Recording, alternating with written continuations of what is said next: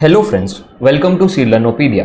कैसे हैं आप सब? मैं आपके लिए लेकर आया हूं आज के यानी 5 अगस्त के कुछ इंपॉर्टेंट करंट अफेयर्स। अगर आपने हमारे प्रीवियस वीडियोस नहीं देखे तो जाकर जरूर देखिएगा और हमारे चैनल को लाइक शेयर सब्सक्राइब जरूर कीजिएगा और इस वीडियो को भी अंत तक देखिए ताकि आपको नई नई चीजें सीखने को मिले और आपके एग्जामिनेशन की जो प्रिपरेशन है वो और भी ज्यादा बेहतर तरीके से होती रहे। तो चलिए शुरुआत करते हैं आज के पहले सवाल से। आज का पहला सवाल है, India and Maldives signed 6 agreements following talks between PM Narendra Modi and Maldivian presidents in August 2022. Who among the following is the president of Maldives? तो इन्होंने पूछा है कि किसके बीच में ये जो है एग्रीमेंट हुआ है, वो हुआ है इंडिया और मालदीव्स के बीच में। तो इंडिया से तो आपको बोला गया है prime minister Narendra Modi, Maldivian president का यहाँ पर नाम पूछा गया है, तो यहाँ सही आंसर होगा इब्राहिम मोहम्मद सोलिह। इब्राहिम मोहम्मद सोलिह ये नाम है प्रेसिडेंट ऑफ मालदीव्स का। ठीक है, एक चीज आपको यहां पे बता दें, वो ध्यान रखने की जरूरत है, इंडिया और मालदीव्स के बीच में ये एग्रीमेंट हुआ है। ठीक है, और यहां पर जो है 6 तरीके के एग्रीमेंट हुए, 6 एग्रीमेंट्स हुए जो अलग अलग जोन से है, अलग अलग जोन पर हम लोग काम करने वाले हैं साथ में। जैसे प्रोडक्शन पे, ट्रेड पे, हम लोग के बीच में ट्रेड जो है वो किस तरीके से होगा, हमारी जो कनेक्टिविटी है, ठीक है, दोनों देशों के बीच की, वो किस तरीके से हम लोग सुधार सकते हैं, उसके ऊपर ये चल रहा है। ठीक है, एक इसमें थे आपका P2P पे भी है, इंफ्रास्ट्रक्चर पर, डिजास्टर मैनेजमेंट पे, इंफ्रास्ट्रक्चर हो गया या डिजास्टर मैनेजमेंट हो गया, ये सारी चीजों को हम लोग कैसे कॉम्बैक्ट करेंगे, ये सारी चीजों पे हमारे एग्रीमेंट हुए हैं। किसके साथ? मालदीव्स के साथ। मालदीव्स से एक चीज आप याद रखेंगे कि मालदीव्स के कैपिटल का नाम है माले और मालदीव्स के प्रेसिडेंट का नाम है इब्राहिम मोहम्मद सोलिह। चलिए अगले सवाल पे चलते हैं। अगला सवाल है, Which of the following is the first corporate to sign MOU Memorandum of Understanding with किसके साथ? NTCA। NTCA का मतलब होता है national tiger conservation authority. National tiger conservation authority जो कि मिनिस्ट्री ऑफ एनवायरमेंट और फॉरेस्ट के अंडर में आती है। तो किस चीज के लिए? ट्रांसकॉन्टिनेंटल रिलोकेशन किसका? चीता का, जो कि इंडिया के हिस्टोरिकल रेंज में हमको लेकर आना है। तो किसके साथ ये जो है MOU साइन हुआ है? तो चीजें ध्यान रखेंगे यहां पर आप पॉइंट्स। सबसे पहला कि ये हुआ है इंडियन ऑयल लिमिटेड के साथ, Indian oil limited plus NTCA national tiger conservation authority. तो सही आंसर तो यहां पर सर इंडियन ऑयल है, लगा दीजिए। आगे ये हुआ किसके लिए हुआ? ये हुआ है चीता के कंजर्वेशन के लिए, चीता के कंजर्वेशन के लिए। इंडियन ऑयल लिमिटेड जो है वो फर्स्ट ऑफ इट्स काइंड है कॉर्पोरेट जिसने प्रोजेक्ट चीता को जो है सपोर्ट किया है, प्रोजेक्ट चीता को यहां पर क्या किया है? सपोर्ट किया है। उसके बाद एक चीज आप ध्यान रखेंगे, यहां पर होने क्या वाला है, यहां पर हम लोग सोच रहे हैं क्या करने की? Transcontinental relocation. ट्रांसकॉन्टिनेंटल रीलोकेशन इसका मतलब है कि यहां से वहां हम लोग चीते को ट्रांसफर करेंगे ताकि चीते को जो है एक बढ़िया जो एनवायरमेंट रहने के लिए मिले, उसका जो फैसिलिटी मतलब उसकी जो कंडीशंस है वो बहुत ज्यादा सही तरीके से हो। एक चीज आपको यहां पर और ध्यान रखना है, NTCA जो है उसके जो हेड होते हैं वो हमेशा वो होते हैं जो भी आपके ministry of environment and forester के मिनिस्टर है। एनवायरमेंट और फॉरेस्ट के मिनिस्टर जो भी है वो NTCA के क्या होते हैं? यहाँ पर हेड होते हैं। चलिए अगले सवाल पे चलते हैं। अगला सवाल है, Which of the following has allowed invoicing payments for international trade in Indian rupees in August 2022? ये बहुत आसान सवाल है। इंडिया के पेमेंट इंटरनेशनल लेवल पर कौन करेगा? RBI ही करेगा। RBI के फंक्शंस में ही आता है कि इंडिया जो पेमेंट से रिलेटेड सारी चीजें हैं वो RBI उसके ऊपर नोटिफिकेशन लेकर आता है। तो RBI ने कहा है कि यहां पर आप लोग एक नया स्पेशल तरीके का क्या खोल सकते हैं? Indian rupees INR Vostro account. Vostro account क्या होता है? देखिए ये अकाउंट मैं आपको बता देता हूं, वॉस्ट्रो अकाउंट क्या होता है। तो ये अकाउंट ऐसा अकाउंट होता है अगर फॉरेन एंटिटी का मतलब कोई भी बाहर के जो एंटिटीज है उनका अकाउंट जो है इंडियन बैंक में है, ठीक है, कोई भी इंडियन बैंक में, और वो भी इंडियन रुपीज में। किस चीज में? इंडियन रुपीज में। तो वो अकाउंट को कहा जाता है वॉस्टोरो अकाउंट। तो यहां पर आपको ये सारी चीज क्लियर है। उसके बाद यहां पर जो है RBI ने बोला है कि इनवॉइसिंग पेमेंट जो इंटरनेशनल ट्रेड है वो आप अब इंडियन रुपीज में भी कर सकते हैं। मतलब अभी तक आपको क्या करना होता था? पहले करेंसी एक्सचेंज करनी होती थी, फिर आपको पेमेंट करना होता था। अब आपको क्या करना पड़ेगा? आप सीधा इंडियन रुपीज में भी पेमेंट कर सकते हैं। तो ये यहां पर कहा गया है, अलाउ किसने किया है? RBI ने, रिजर्व बैंक ऑफ इंडिया। ठीक है, चलिए अगले सवाल पे चलते हैं। अगला सवाल है, मुस्लिम वुमेन्स राइट डे ये जो है कब मनाया जाता है? 1 अगस्त को मनाया जाता है। क्यों? क्योंकि उस दिन क्या ट्रिपल तलाक जो है वो सेंट्रल गवर्नमेंट ने बंद कर दिया था और ये किस साल जो है वो लागू हुआ था वो यहां पर पूछा गया है। देखिए ट्रिपल तलाक जो है ये एक आपका कानून था जिसमें क्या कहा जाता था कि अगर आप 3 बार तलाक तलाक तलाक बोल देते हैं, सिर्फ बोलने से आपका क्या हो जाएगा, तलाक हो जाएगा।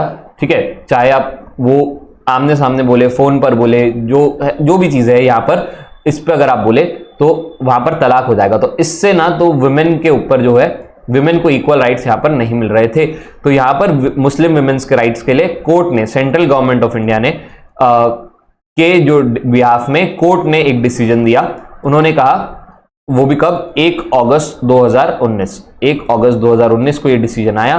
तो यहां पर 2019 सही आंसर होगा कि ट्रिपल तलाक जो है ये एक क्रिमिनल ऑफेंस है। क्रिमिनल ऑफेंस मतलब कि इस तरीके से तलाक नहीं होना चाहिए। तलाक जो है वो एकदम प्रोसीजर तरीके से होना चाहिए, मतलब कोर्ट में फाइल होना चाहिए, उसका जो डॉक्यूमेंटेशन होता है उस तरीके से बिल्कुल प्रोसीजर वाइज होना चाहिए कि बस 3 बार तलाक बोल दिया और तलाक हो गया। ये गलत चीज है, ऐसा कोर्ट ने कहा। तो यहां उसको एज अ क्रिमिनल ऑफेंस हम मान रहे हैं। ठीक है, तो इसलिए 1 अगस्त 2019 है, तो 2019 को यहां पर सही टिक लगाएंगे, आगे चलेंगे। अगले सवाल पे चलना है। After Asia's richest women Yang Huiyan lost more than half of her wealth. तो इंडिया जो अब जो है एशिया की रिचेस्ट वुमेन कौन बन गई है, यहां पर पूछा है। तो 2-3 चीजें आप ध्यान रखेंगे। चाइना में सबसे पहले यहां पर प्रॉपर्टी क्राइसिस चल रहा है। ठीक है, चाइना में जो प्रॉपर्टी के रेट्स है वो बहुत ज्यादा वेरिएबल है, मतलब कभी बढ़ जाते हैं, अचानक से कम हो जाते हैं, बहुत ज्यादा यहाँ पे क्राइसिस यहाँ पर प्रॉपर्टी का चल रहा है। और इस वजह से जो एशिया की रिचेस्ट वुमेन थी, जिनकी प्रॉपर्टी में बहुत ज्यादा इन्वेस्टमेंट थी, उनकी प्रॉपर्टी जो है वो आधे से ज्यादा भी कम हो गई है, उनका कहना है। तो यांग यूइंग ये उनका नाम है, जो एशिया की रिचेस्ट वुमेन अब तक थी, और आधे से ज्यादा इनकी प्रॉपर्टी क्या हो गई है, गिर गई है, और इस वजह से इनका नेटवर्थ भी गिर गया है, और अब ये रिचेस्ट वुमेन नहीं रही है। इनको सरपास कर दिया है इंडिया की सावित्री जिंदल ने, और सावित्री जिंदल जो है अब एशिया की जो है रिचेस्ट वुमेन बन चुकी है। ठीक है, सावित्री जिंदल से आप याद रखेंगे कि जिंदल इंडस्ट्रीज की जो है चेयरपर्सन है। और एक चीज आप यहां पे ध्यान रखेंगे, ये जो है अभी 72 इयर्स की है, और इनकी जो नेटवर्थ में जो नंबर है, एशिया में ये फर्स्ट वुमेन आती है, पर इंडिया में ये 10th नंबर पर आती है, 10th ओवरऑल। ठीक है, मतलब सब में मिलाकर 10th नंबर पर है। तो यहां पर आपको ये रैंक्स याद रखने पड़ेंगे।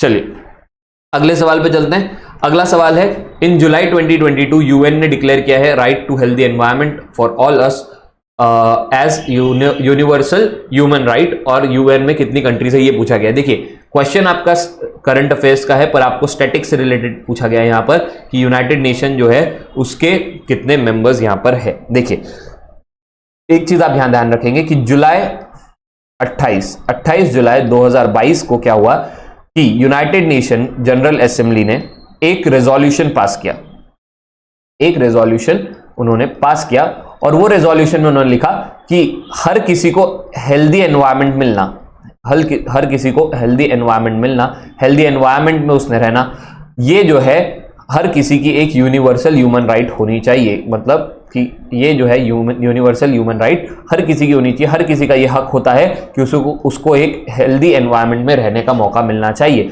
तो ये उसका एक राइट है, ये यूनाइटेड नेशन ने कहा है, और ये रिजोल्यूशन पास कराया गया है जिसके फेवर में इंडिया ने वोट किया है। तो आप ध्यान रखेंगे यहाँ पर इंडिया ने इनके फेवर में वोट किया है कि हाँ भाई हेल्दी एनवायरनमेंट होना चाहिए एंड यूनिवर्सल ह्यूमन राइट।